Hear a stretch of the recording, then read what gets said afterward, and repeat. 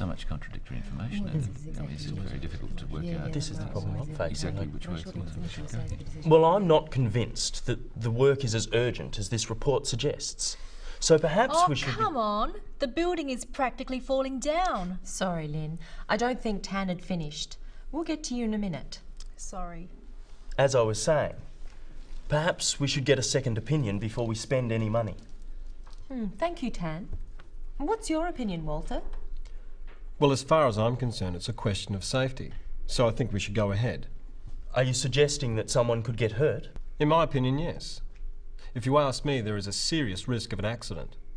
And it's not a recent problem. Are you implying we should have done something earlier? Much earlier. It's a real concern. Hear, hear.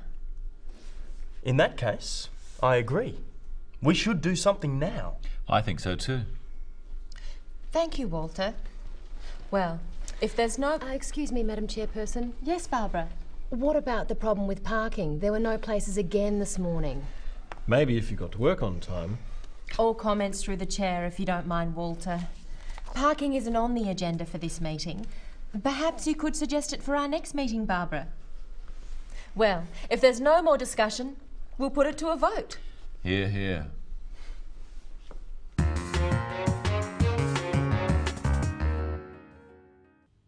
Today, we're looking again at meetings.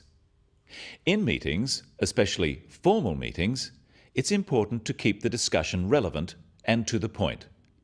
So we're looking at some words and phrases that a chairperson might use to stop irrelevant discussion and interruptions. We're also looking at ways of stating an opinion and agreeing or disagreeing. First of all, notice how Tan states that he doesn't agree with the report. Well, I'm not convinced that the work is as urgent as this report suggests. Tan says, I'm not convinced. He means he disagrees with the report. But by saying he's not convinced, he is leaving himself open to another point of view. Let's look at some phrases you can use to express disagreement. I'm afraid I'm not convinced. I don't entirely agree. I'm not sure about that. I can't agree with you there. I don't think that's quite correct. Notice that all of these ways of disagreeing are polite. If you use stronger terms of disagreement, it can sound rude or argumentative. Well, I'm not convinced that the work is as urgent as this report suggests. So perhaps we Don't should... be ridiculous. Excuse me? When disagreeing, the speaker normally also gives a reason for their opinion and may use an expression showing that it is their opinion. Listen to Walter. Well, as far as I'm concerned, it's a question of safety. So I think we should go ahead. Are you suggesting that someone could get hurt?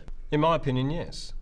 Let's practice some phrases you can use to introduce your opinion about something.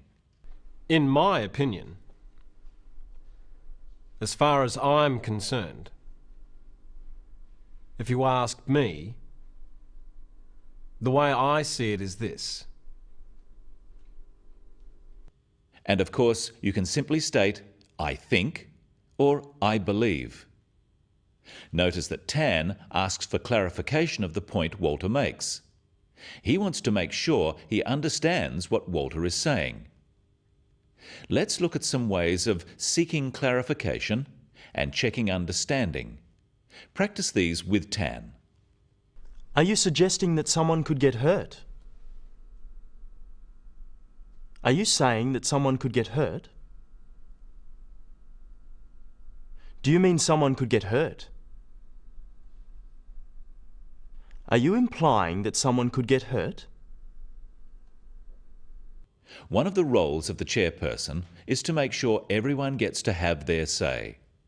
All discussion should go through the chair. That is, people talk to the chairperson, not to each other directly. So the chairperson sometimes has to interrupt or stop someone from speaking. Well, let's see how Denise does this. Well, I'm not convinced that the work is as urgent as this report suggests. So perhaps Oh, we should... come on. The building is practically falling down. Sorry, Lynn. I don't think Tan had finished. We'll get to you in a minute. Sorry. By saying, "I don't think Tan had finished," Denise is politely telling Lynn that she shouldn't interrupt, and Lynn apologises. But what should you do if someone keeps trying to interrupt? So perhaps Oh, we should... come on. The building is practically falling down. Sorry, Lynn. I don't think Tan had finished. We'll get to you in a minute. Well, it's obvious with the evidence. Yes, but we do need to hear everyone's views on this. Let's just vote on it. All in good time, Lynn. Please, go on, Tan. Notice that the language the chairperson uses is always polite but firm. She uses sorry, thank you, and please as a way of respecting the other members of the committee, although she is in charge. On the other hand, there is a time factor. It may be necessary to cut people short. And furthermore, if we look more closely at the estimates, we can see... Excuse me. Sorry, Tan. Perhaps we should move on. I'm nearly finished. Yes, but we do have to keep an eye on the time. Perhaps we can come back to that point later. I think it's quite important. It is important, but I think it's more important we hear everyone's views on this. Barbara. There were two key phrases used to stop Tan from sending everyone to sleep. The first one, "Perhaps we should move on," is phrased as a suggestion, but it is said in a firm way with a falling intonation at the end. Practice with me. Perhaps we should move on. This falling intonation makes it a more definite statement rather than a suggestion. The second one was put as a reason for moving on, that time is short. Notice the emphasis on the word do and practice after me. We do have to keep an eye on the time. Remember, we said the discussion has to be relevant. What do we do if someone makes an irrelevant comment? What about the problem with parking? There were no places again this morning. Maybe if you got to work on time. All comments through the chair, if you don't mind, Walter. Parking isn't on the agenda for this meeting. Perhaps you could suggest it for our next meeting, Barbara. When Walter makes a comment directly to Barbara, Denise says, "All comments through the chair, if you don't mind." This is a way of reminding Walter of correct meeting procedure. All comments through the chair means he must speak to the meeting, not directly to one person at the table. Denise suggests that parking isn't on the agenda for this meeting.